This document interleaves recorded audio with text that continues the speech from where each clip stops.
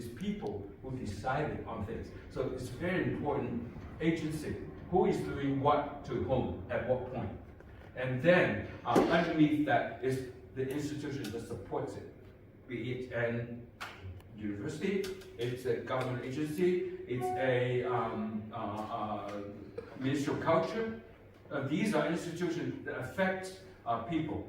And people will take the rule in their own hand. They could do it even more intensely than what they're being told to do, or they want to do it to please whatever policy is coming down. So I'm looking at the interaction between agency and institution. And there are three themes that come through in my area is from 19th century up to now, the notion of tradition, the notion of modernity, and notion of nationalism. These three themes come in many different shapes and different times and intensity. Sometimes it works really well for one thing, and sometimes it's because of the push for modernity. And these three themes continues to affect Chinese music or culture in general. I would think in a lot of Asian culture, they are encountering the same thing. When doing research in Korea, they're doing the same thing. Constantly defining what tradition is. In traditional Korean music, kuga.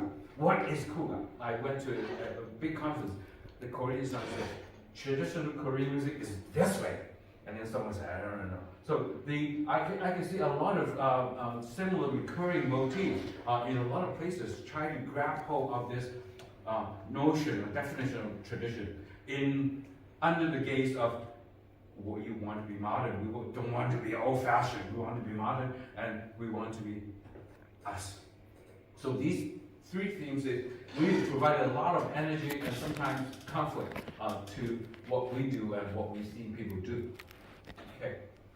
So just a little bit going back into a little history to understand what the traditional social order in China is. There are four groups or four classes of people: scholar, peasant, laborers, and merchant. The scholars are the top tier of people who were allowed to have education and music, because music is part of a gentleman's education. Peasants, laborer, merchant, for the longest time, have no access to education and hence music. So the Confucianist idea that grouped people into four kinds really worked well from Confucius' time, which is about 3,000 years ago, up to 1911, when China ended its dynasty in 1911. So the new, quote, democracy, Western learning, Western idea of people, of knowledge come in. So therefore, at 1911, things started falling apart.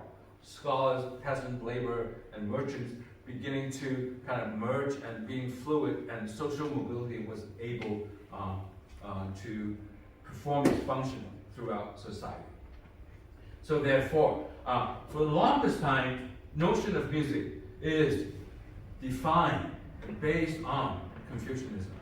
Music is for the mind, just like in a lot of Middle Eastern country in which Islam think music is for the mind. It's not for emotion. It's not a sensuous thing. If it's sensuous, it's bad. Confucius said one time, music of that country is not good because that country is falling apart because the music is too good. People are listening to music, they forgot what they're supposed to do to focus on it. So therefore, Confucianism affects traditional Chinese music. So the idea that the good music and bad music has in the Chinese psyche for a long time. So the under Confucianism, there's two kinds: the Ya-yue and the Su-yue. Music, elegant music, and the music for the common people. So elegant music is music that is good for the court, ancestral, ceremony, ritual, high class thing, for like really high fluent stuff. The idea of music, its ability to reaffirm social order and people's relationship with one another, is the key thing to the definition of music at the time.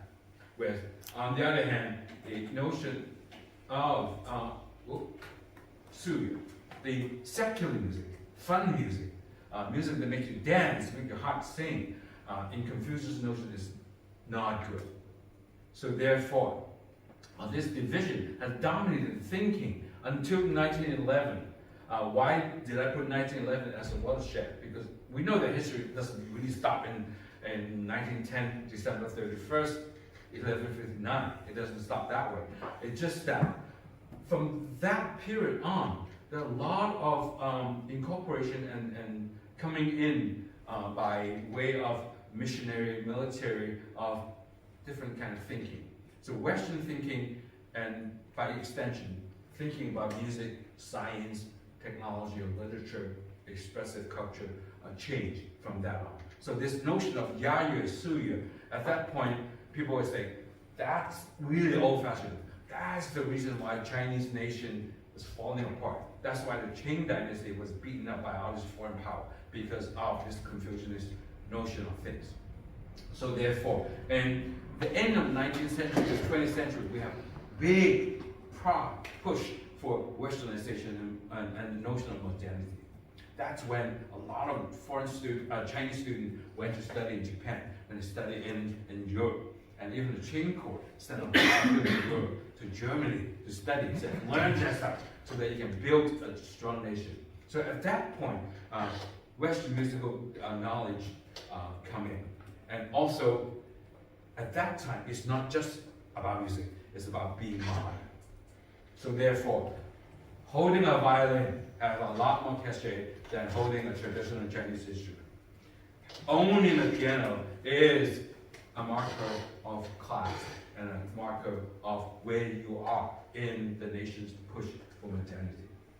So therefore, this Westernization process built the first Chinese conservatory in 1927 in Shanghai, which becomes now the Shanghai Conservatory. It started in 1927. It's called the National Academy of Music.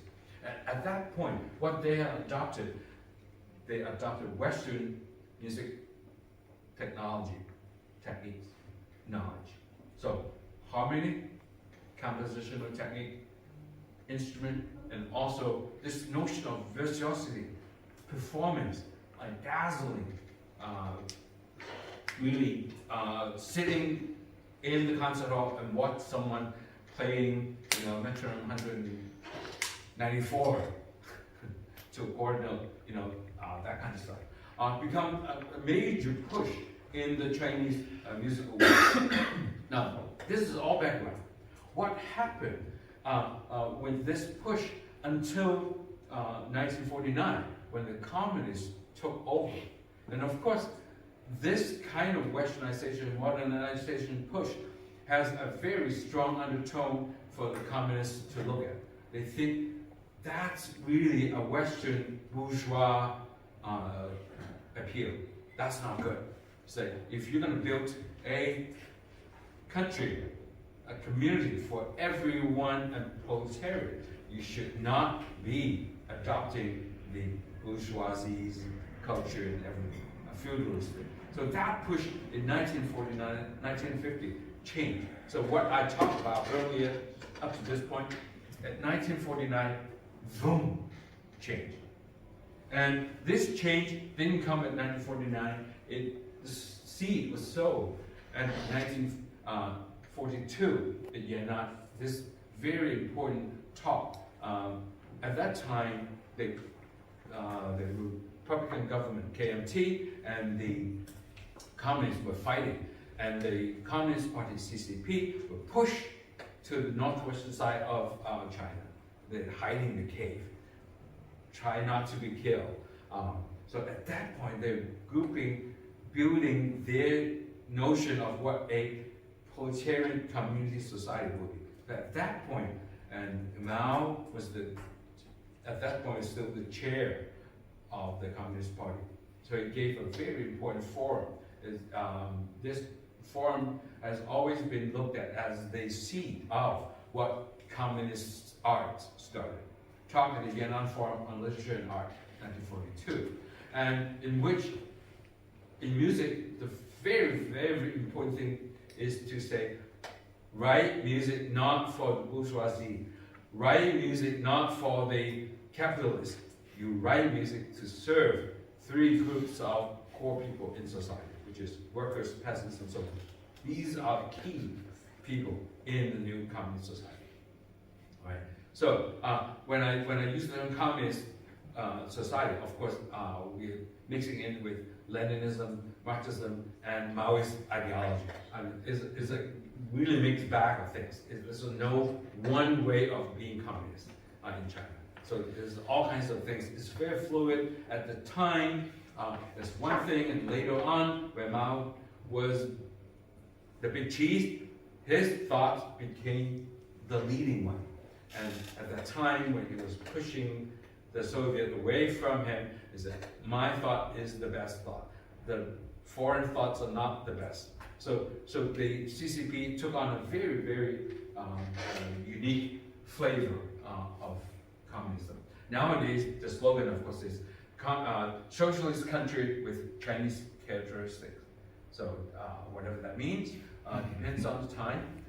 You can own tons of money, you can be a capitalist, but you can still be a communist with Chinese characteristics. So this is a very interesting mixture thing.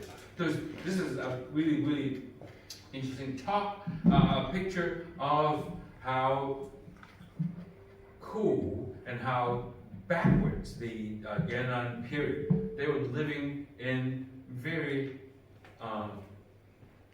difficult situation. It's no food, they live in a cave, they're country, they are peasants and all that. So this talk sowed the seed for communist ideology in music.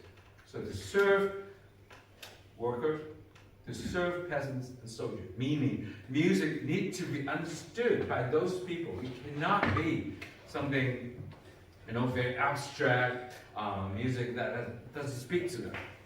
So therefore, in the very beginning, since 1949, all the music that's produced was controlled by the central government, the Ministry of Culture, the Ministry of Education, to say, produce good music for the people. This is where institution and agency comes into play. So they put in place different kinds of institutions, and they put in place people that they think can produce that kind of music. All right. And one thing, as a side note, in 1949, September, the CCP, Chinese Communist Party, adopted one of the protest songs, March of the Volunteers, as the national anthem. So if you go to China nowadays, at 6 o'clock news time, you hear the trumpet blast and bam, bam, bam, bam, bam, bam. And that's actually a protest song at the time was not the national anthem because of the change in the ideology of music and thinking. So this piece has taken on a very different kind of character and symbolism.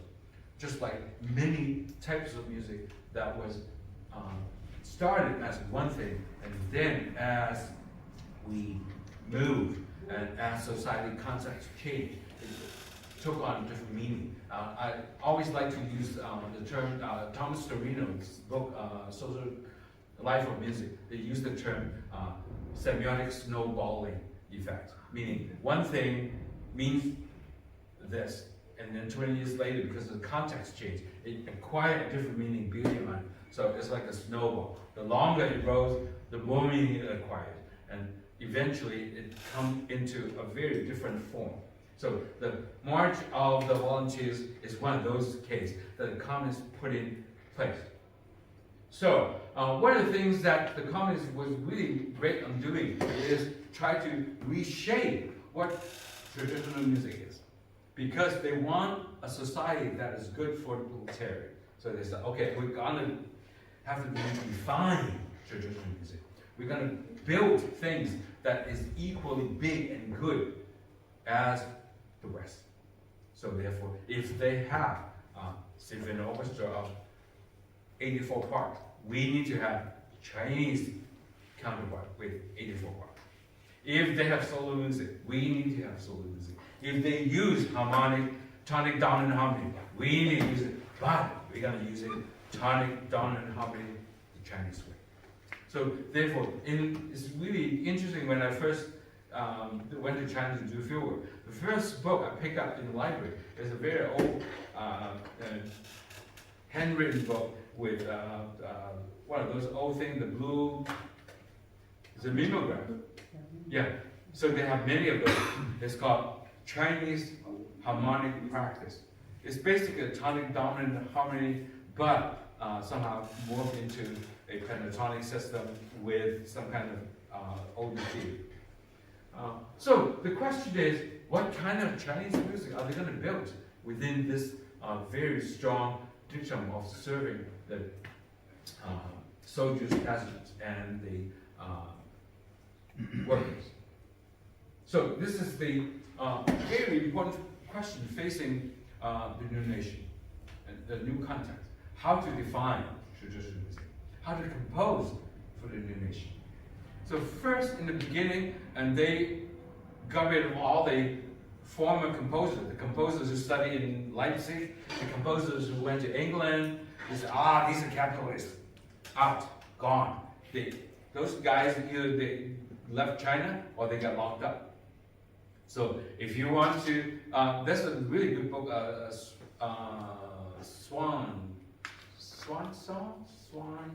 Iris Chang wrote that book. It described the change before and after 1949 of all the things that happened to the musicians, the writer, what happened there. So then, at that time, a lot of the good-minded composers and musicians left. So what they have left are sort of second rate, I would say, or not very prominent one. So they said, okay, since we have a collective society, let's start with collectivization of composition. Group composition. So everybody's equal. Nobody can stay. So the first song they wrote is this particular song called Nan Wan. It's actually, the original melody was written by a communist composer who was living in Yan'an at the time. He said, this is a very, very good kernel of a good song. Let's get the team involved. So they composed this particular song based on a type of peasant dance, younger, from the northwestern side of China. And the theme of this song is to qualify the hardworking communists to transform this particular place where Nanyuan used to be a mud hole, desert, nothing, into this glorified future and also fruitful land. So this song has been hugely popular in the 50s and 60s. Everyone from China even went to conservatory, asked them, can you sing this song? They said, yes, they can sing this song. If you look at the lyrics, it's so clear. You talk about this place, growing these beautiful flowers, it's a nice place, it's very different from the old days. It's no longer the desert, now is like as good as East Central China, the fruit basket of China. So this Nanyuan is becoming a very, very popular song and performed everywhere. I want to play it a little bit for you. If you know how to sing it, yeah.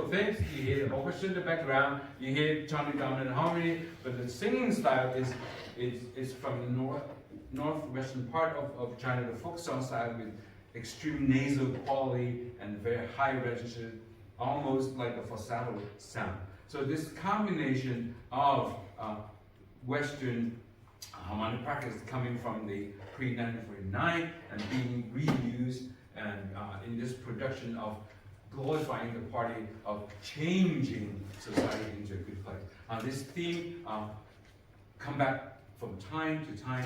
The next thing, genre that I want to mention again that is doing the same thing is a genre that came in the mid-67 during the Cultural Revolution.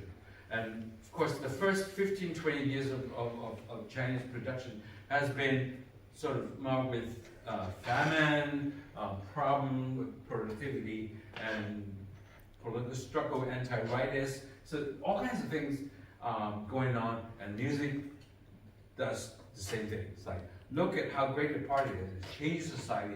And 67, Mao's wife, Jiang Qing, was the one who said, we have a problem. We need to cleanse, spiritual cleansing of society. We need to have the right kind of music. Not just for the proletariat, not just those peasant folk stuff.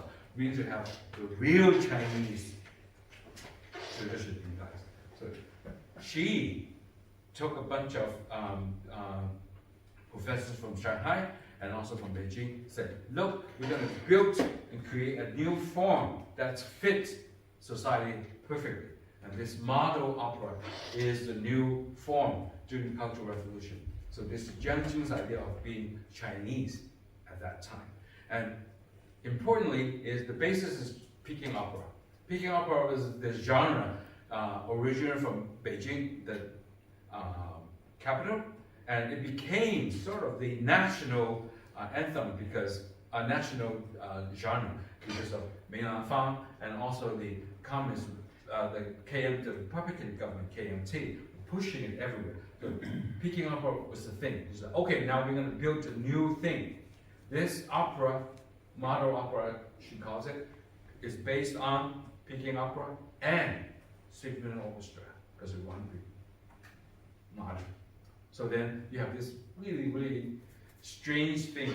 Have part of it was sung in the Peking opera style, the accompaniment, and then the symphony orchestra comes in the middle of it.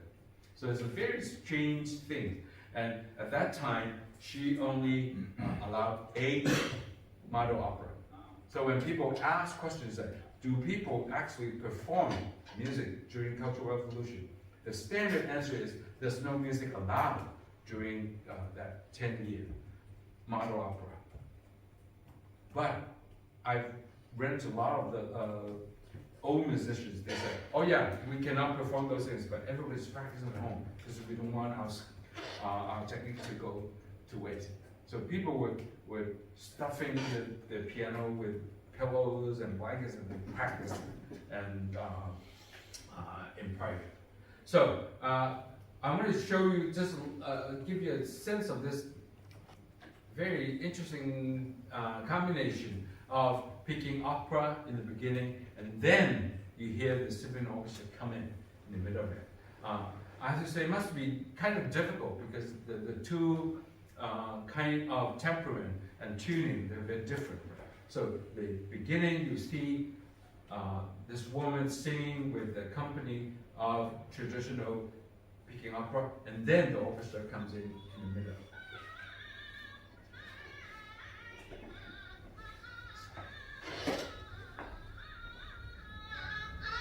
Peking opera, aria style.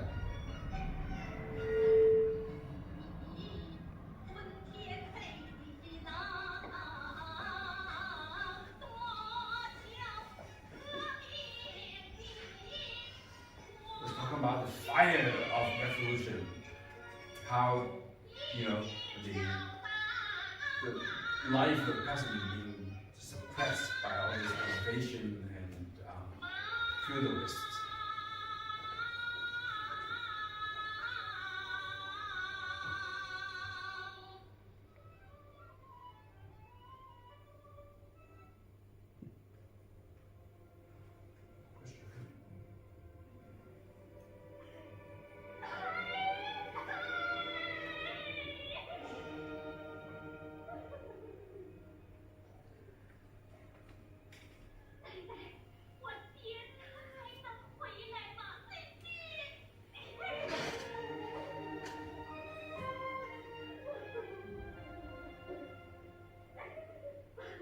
give you a sense of it, it goes on for 3-4 hours. So time for that. So the idea of suffering, the term they use, chuku, to eat bitterness, it's a virtue. I said, we're going to suck it up. We're going to have been suffering for years under the hands of all these capitalists. Now it's the time for us to come back up. So this is the basic ethos in model opera for 10 years.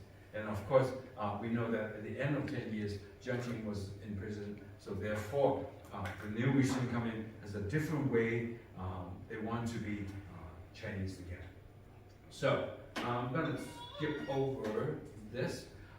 Another very important example of collective composition is the piece that you probably have heard, even in your local symphony, is the Butterfly Lover Concerto. It was written by two composers, He Zhanhao and Chen Gang of the Shanghai Conservatory, in which the theme of a legendary historical theme of a lover, because of class difference, they were separated. So then the girl jumped into the well, of course, died, and the guy was heartbroken, and then she was nowhere to be found. So, in being so distraught, he jumped into the well as well, and then all of a sudden they become butterfly flying out. So this is the happiest ending of the story. But the piece is hugely popular, even though it's written in '59. It's still being performed nowadays. You know, this recording I took out is performed last year. So listen to the violin part and the orchestra part is tonic dominant harmony, and it's written in a very, very clever way, I would say.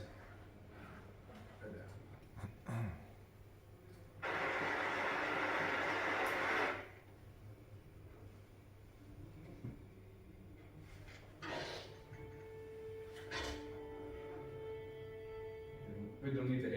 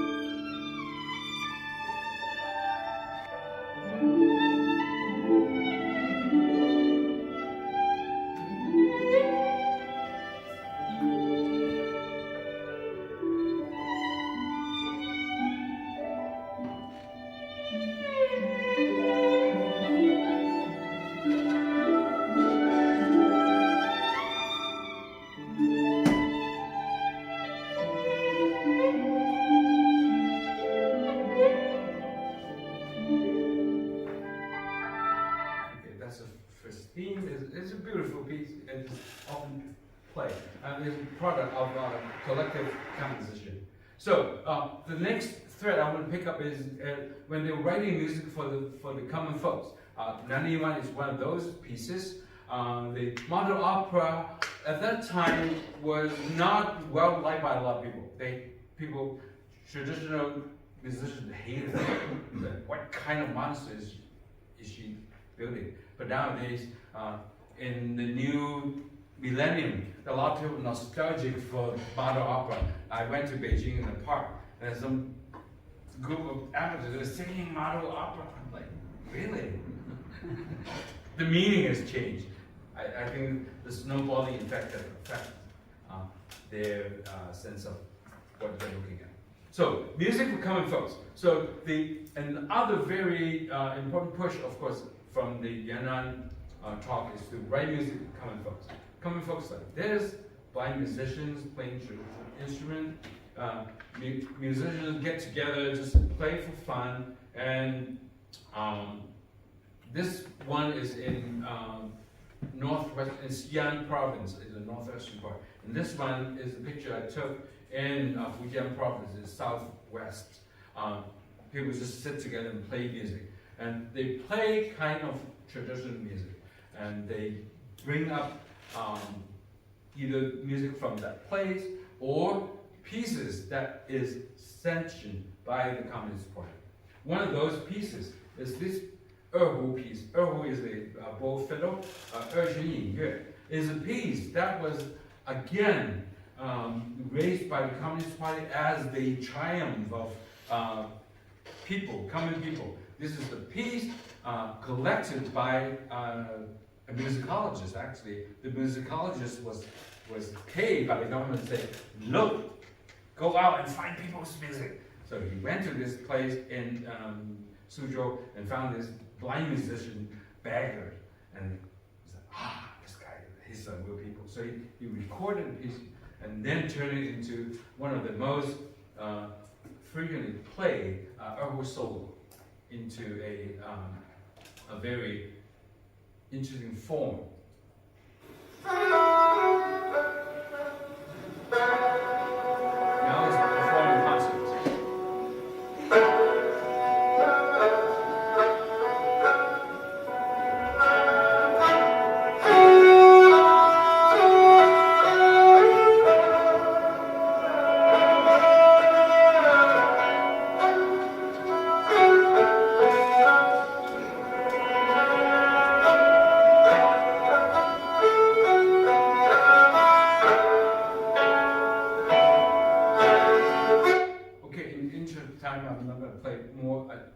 What I would say about this example is a prime example of how the Ministry of Culture trying to push for a kind of music for the people, and the musicologists go out and find something that fits the bill.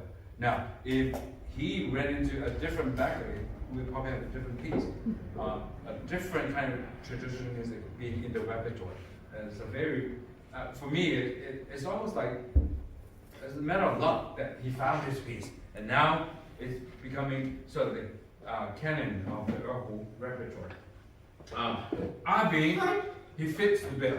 He's a blind musician. He's really, really poor. There's not a place to live in. He was on the street, and so Yang Yinliu, this muscologist, that's the guy. He represents oppressed class in many ways. So his music has to be music of the. So therefore, Yang Yinliu took Abing's piece. So in fact, Jonathan Stock at Cork University in Ireland wrote a book on Abing and this piece.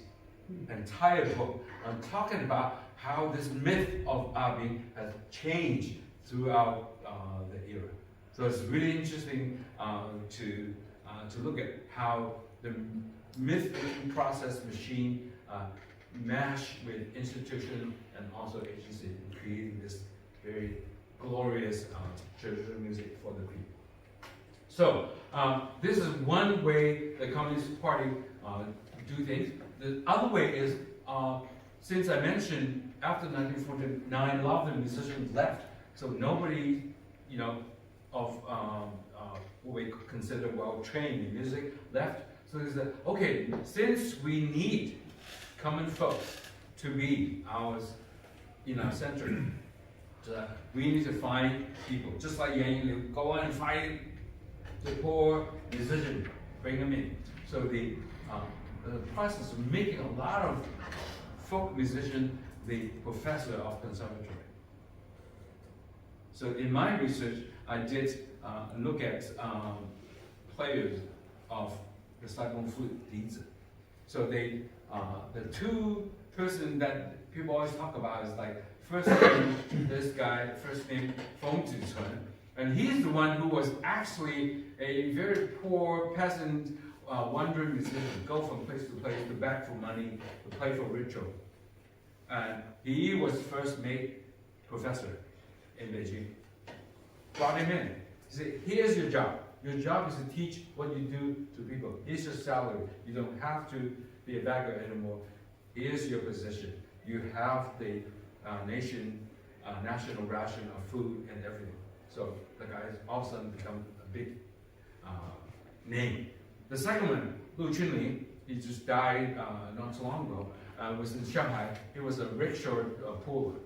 And he, again, was given a big job at the conservatory. Why don't you go there and teach all the students what you do? Here's your salary, you don't have to do anything. So this process happened in many traditional instruments. So they found a place for them in the new society so that they can really spread what they consider folk music is about. So this is a really wonderful picture of this northern people who were very low class and then become professors. And here's Lu Chunli and another southern school.